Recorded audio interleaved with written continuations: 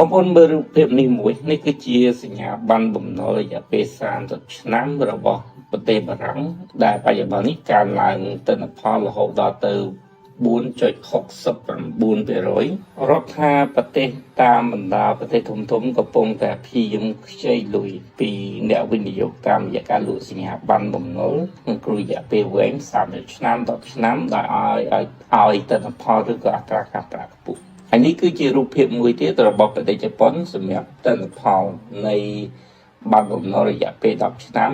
មានរហូតដល់ទៅ 2.86% អញ្ចឹងអានឹងគឺជាសញ្ញាមនុស្សមួយចំនួនទៀតទៅខ្ចីលុយរបស់ប្រទេសជប៉ុនដើម្បីយកទៅទិញបានបំណុលរបស់សហរដ្ឋអាមេរិកប្រសិនបើប្រទេសជប៉ុនមានការប្រែប្រួលគោលនយោបាយកាន់តែខ្លាំងយើងអាចនឹងឃើញការលក់ចេញនៅបានបំណុលរបស់សហរដ្ឋអាមេរិកតាមរយៈអ្នកវិនិយោគឯកជនក៏ច្រើនផងដែរឥឡូវយើងនិយាយពីប្រទេសជប៉ុនបន្តិចប្រទេសជប៉ុនលុយរបស់ប្រទេសជប៉ុននៅក្នុងរយៈពេលចុងក្រោយនេះធ្លាក់រហូតដល់ទៅ 31% ធៀបជាមួយនឹងរយៈពេល5ឆ្នាំជាមួយនឹងប្រាក់ដុល្លារវាជាបញ្ហាធ្ងន់ធ្ងរ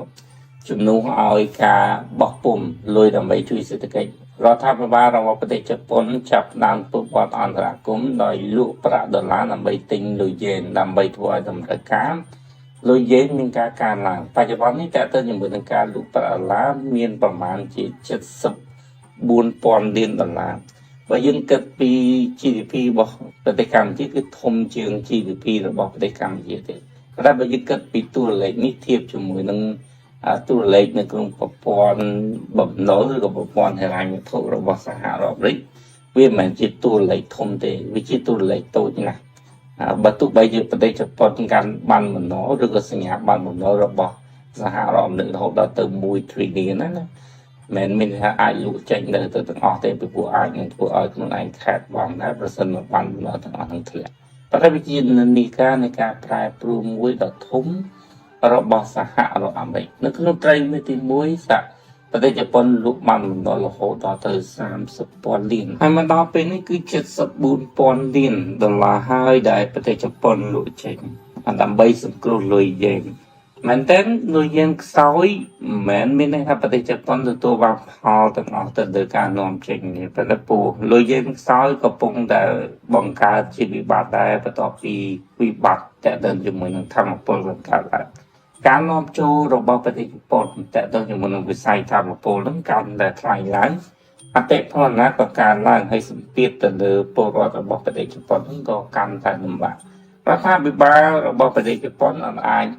បោះពុម្ពបានបំណុលលក់បន្ថែមឬក៏ដំឡើងអត្រាការប្រាក់នៅក្នុងរយៈពេលគម្ហុកណាមួយទេបើយើងមើលអំពីបំណុលរបស់ប្រទេសជប៉ុននៅក្នុងពេលបច្ចុប្បន្ននេះគឺមានរហូតដល់ទៅ 250% នៃ GDP សូមបញ្ជាក់ណាបំណុលនេះបើធៀបជាមួយនឹងទ្រព្យសម្បត្តិរបស់ប្រទេសជប៉ុនឬក៏ក្រុមហ៊ុនឬក៏ភាគហ៊ុនរបស់ប្រទេសជប៉ុនគឺមានតិចជាងទ្រព្យសម្បត្តិរបស់ប្រទេសជប៉ុនឆ្ងាយតែបើធៀបជាមួយនឹងផលិតផលឬហៅកាត់ថា GDP ហ្នឹងគឺវាធំជាងរហូតដល់ទៅ 250% ប៉ុន្តែជាបំណុលដែលកើតតាមរយៈការលក់នៃបានបំណុលរបស់ប្រទេសជប៉ុនបងប្អូនស្គាល់ណាយើងធ្លាប់បាននិយាយអំពីបំណុលហើយណាបំណុលសម្រាប់ប្រទេសដែលមានសេដ្ឋកិច្ចជឿនលឿនគេបោះពុម្ពបានបំណុលនោះដែលបានបំណុលនោះគេអាចឲ្យពួកគេសងអត្រាការប្រាក់ទាបនៅមិនចាច់ខ្ចីទៅខ្ចីស្ថាប័នហិរញ្ញវត្ថុណាមួយដើម្បីទទួលបានអត្រាការប្រាក់ខ្ពស់ទេហើយត្រូវខ្ចីដាក់ពាក្យសំណើសុំឬក៏ត្រូវខ្ចីទៅតាមគម្រោងនេះឬក៏ត្រូវបង់សងត្រឡប់នៅក្នុងពេលតែមួយឬក៏មិនបាច់ទៅខ្ចីទ្វេភាគីទេសម្រាប់ប្រទេសជឿនលឿនគេលក់បានបំណុលទៅអញ្ចឹងការថាលក់បានបំណុលគេមានផែនការហិរញ្ញវត្ថុរបស់គេដើម្បីធ្វើឲ្យបានបំណុលហ្នឹងវាទៅជាដំណាក់កាលសងអត្រាការប្រាក់យឺតហើយបង់សងបំណុលទាំងអស់ហ្នឹងទៅជាដំណាក់កាលឬក៏មានគោលនយោបាយក្នុងការបង្កើតថ្មីនៅបានបំណុលថ្មីដើម្បីសងបានបំណុលចាស់ឬក៏ធ្វើឲ្យអ្នកដែលគាត់កំពុងតែកាន់កាប់បំណុលហ្នឹងគាត់ចង់បានអត្រាការប្រាក់បន្ថែមហ្នឹងនៅបន្តទិញនៅបានបំណុលរបស់ខ្លួនឯងទៅអានឹងបញ្យល់យល់ចឹងសម្រាប់សហប្រទេសជប៉ុនគឺ GDP តេតិនជាមួយនឹងបំណុលគឺ 250% កាលណាបើសិនជាមានការដំឡើងអត្រាការប្រាក់ទៅរដ្ឋាភិបាល របស់ប្រទេសជប៉ុនអាចនឹងទ្រមក្នុងការគ្រាន់តែសងអត្រាកាសប្រាក់ទៅលើការលក់សញ្ញាបត្របំណុលរបស់ខ្លួនដូចនេះការជ្រើសរើសក្នុងការលក់ប្រាក់ដុល្លារដើម្បីជួយគាំពារលុយយេនគឺជាគោលនយោបាយដែលក្តៅកកខណៈដែលអត្រាការប្រាក់របស់ប្រទេសជប៉ុនបានដំឡើងរហូតដល់ទៅ 1% ទៅហើយតែកន្លងមកគឺក្បែរ 0% 0.25% ណាឥឡូវ 1% គោលនយោបាយនេះនឹងអាចនឹងផ្ដល់ផលលំបាកដែរសម្រាប់និន្នាការនៃការផ្លាស់ប្ដូរឬក៏និន្នាការនៅតម្រូវការរបស់ប្រាក់ដុល្លារផងដែរងាកពីប្រទេសជប៉ុនតិចយើងដកចាត់ចឹងថ្ងៃនេះយើងអត់និយាយយើងនិយាយពីប្រទេសជប៉ុននិងតំបន់យុរ៉ុបតំបន់អឺរ៉ុបដែលកាន់កាប់ទ្រព្យសម្បត្តិរបស់សហរដ្ឋអាមេរិករហូតដល់ទៅ8 trillion មានដូចជាមូលបត្រកម្មសិទ្ធិសញ្ញាបត្របំណុលការវិនិយោគផ្ទាល់បំណុលសាជីវកម្មរួមជាមួយនឹងទ្រព្យសម្បត្តិហិរញ្ញវត្ថុផ្សេងនេះកំពុងតែផ្លាស់ប្ដូរពិភពលោកឲ្យសម្លឹងឃើញថាលុយអឺរ៉ូឬក៏មូលបត្របំណុលដែលជាលុយអឺរ៉ូនឹងក្លាយទៅជាទ្រព្យសម្បត្តិមានសុវត្ថិភាពតាមគោលនយោបាយហិរញ្ញវត្ថុណាច្បាស់លាស់របស់អឺរ៉ុបបើទោះបីជាពេលបច្ចុប្បន្នតំបន់អឺរ៉ុបឬក៏សមាគមអឺរ៉ុបនឹងក៏មិនទាន់លក់បានបំណុលរបស់សហរដ្ឋអាមេរិកចេញក៏ដីប៉ុន្តែ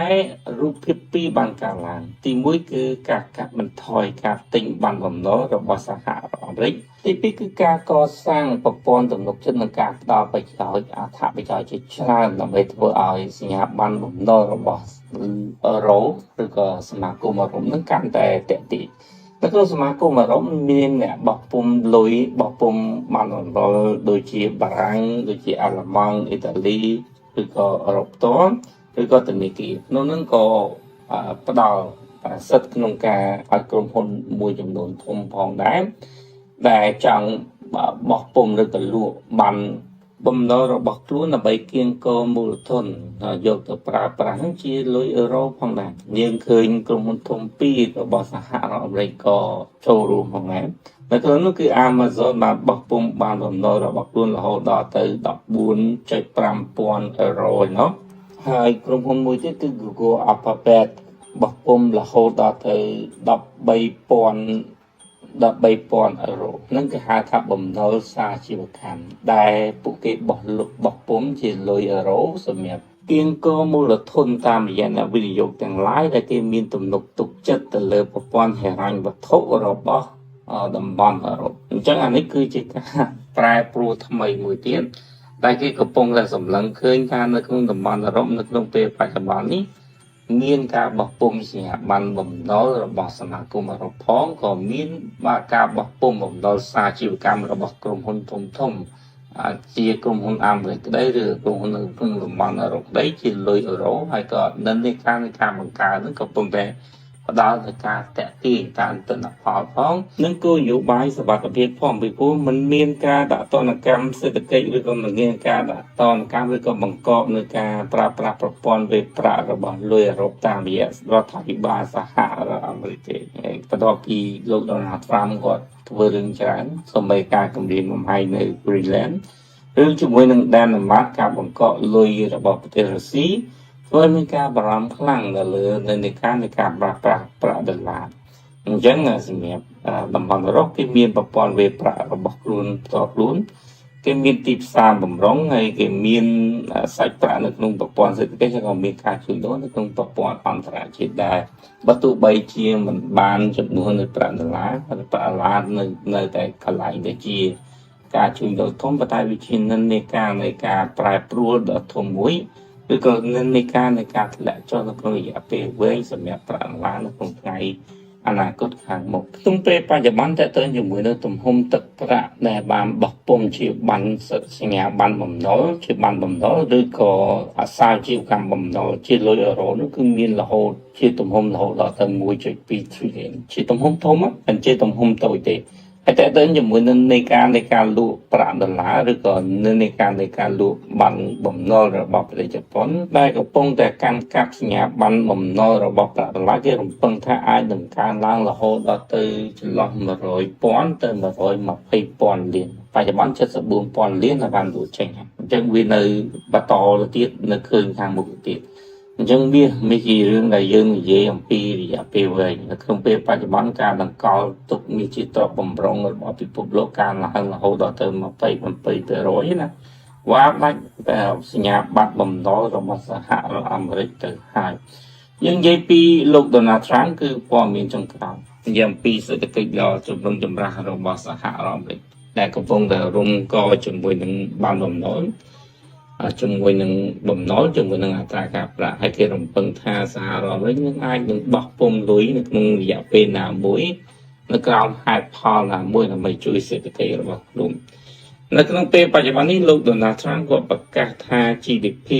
này sẽ cái rồi bọc xa rồi mấy cua lang là hỗ trợ từ đọc PP rồi bây giờ snap xong rồi đã giờ giờ mà dùng PC sẽ cái những cái tháp hai giờ tới rối á phải đem mình tên nào thếสำหรับเศรษฐกิจដែលមានភាពជឿនលឿនណាការកើនឡើងធំបំផុតគឺ5 ទៅ 6% ប៉ុន្តែសម្រាប់សេដ្ឋកិច្ចដែលស្ថិតនៅក្នុងការអភិវឌ្ឍដូចប្រទេសវៀតណាមប្រទេសកម្ពុជាដូចប្រទេសខ្លះឡើងរហូតដល់20%ជាងណាប្រទេសក្រីក្រប្រទេសដែល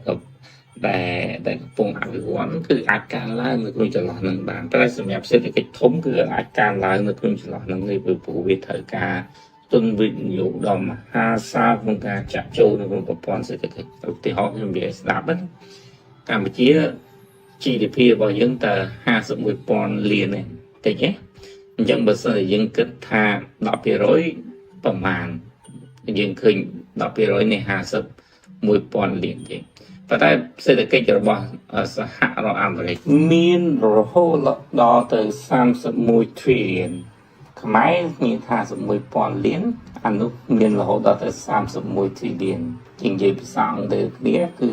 51 billion និង31 trillion ខុសគ្នាឆ្ងាយអញ្ចឹងបើសិនយើងនិយាយពី 10% គឺត្រូវការលុយមហាសាលអញ្ចឹងតម្រាំ 12% ទៀតមានរឿងហ្នឹងខណៈដែលសេដ្ឋកិច្ចនឹងកំពុងតែមានភាពយ៉ាប់យ៉ឺនយើងមើលទៅលើកត្តាអត់ការងារធ្វើរបស់សហរដ្ឋអាមេរិកគឺ 4.2 ហើយកំណើន GDP របស់សហរដ្ឋអាមេរិកក្នុងការវិនិយោគកម្លាំងនៅក្នុងឆ្នាំ 2026 ស្ថិតក្នុងចន្លោះ 2 ទៅ 2% នៅសម្រាប់ GDP ហើយក្នុងការសម្រេចបាននៅក្នុងត្រីមាសទី 1 គឺសម្រេចបានតែ 2.1% ទេបើយើងមើលទៅដូចជាមិនអាចហត់ទៅណាបានទេបើយើងមើលទៅលើអតិផរណារបស់សហរដ្ឋអាមេរិកយើងទៅមើលពីកត្តាបំណុលរបស់សហរដ្ឋអាមេរិកនិងការចាយវាយលុយបំណុលរបស់សហរដ្ឋអាមេរិក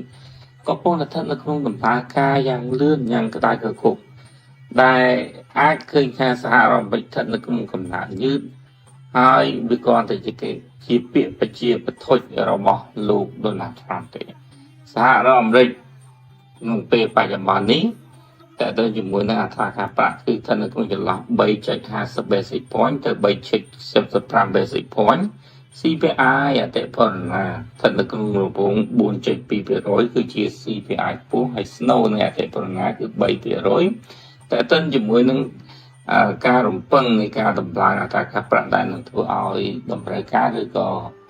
ការគាំពា GDP របស់សហរដ្ឋអាមេរិកតាមរយៈការចាយវាយរបស់ពលរដ្ឋសហរដ្ឋអាមេរិកក៏ស្ថិតនៅក្នុងនិន្នាការចុះដែរនៅក្នុងពេល2ថ្ងៃម្សិលមិញយើងឃើញណាកិច្ចប្រជុំរបស់ធនាគារកណ្ដាលសហរដ្ឋអាមេរិកនឹងរក្សាការប្រាក់ដល់ទៅពាក់កណ្ដាលឆ្នាំ2027នោះហើយក្នុងពាក់កណ្ដាលឆ្នាំ2027អាចនឹងមានការកាត់បន្ថយការប្រាក់តែបើយើងមើលទៅ CME Fed Watch គឺអាចនឹងមានការដំឡើងអត្រាការប្រាក់បន្ថែមទៅទៀតចឹងនិន្នាការនៅក្នុងពេលបច្ចុប្បន្នមិនមានរឿងណាល្អប្រសើរទេរឿងពីរដែលបងប្អូនកំពុងតែស្ដាប់សរុបមកវិញរឿងទី1ទី1និងទី2បង្ហាញអំពីនិន្នាការនៃការផ្លាស់ប្ដូរនៃបរិមាណកំពុងតែកើននៅក្នុងតំបន់អាស៊ីនៅក្នុងរួមទាំងតំបន់អឺរ៉ុបផងដែរហើយរឿងទី3គឺបង្ហាញអំពីគោលនយោបាយប្រជាពិធស្របពេលដែលសហរដ្ឋអាមេរិកមិនមានសេដ្ឋកិច្ចល្អទេអញ្ចឹងអ្នកដែលកាន់មាសឬក៏សន្សំមាសហ្នឹងបន្តការសន្សំរបស់ខ្លួនទៀតទៅ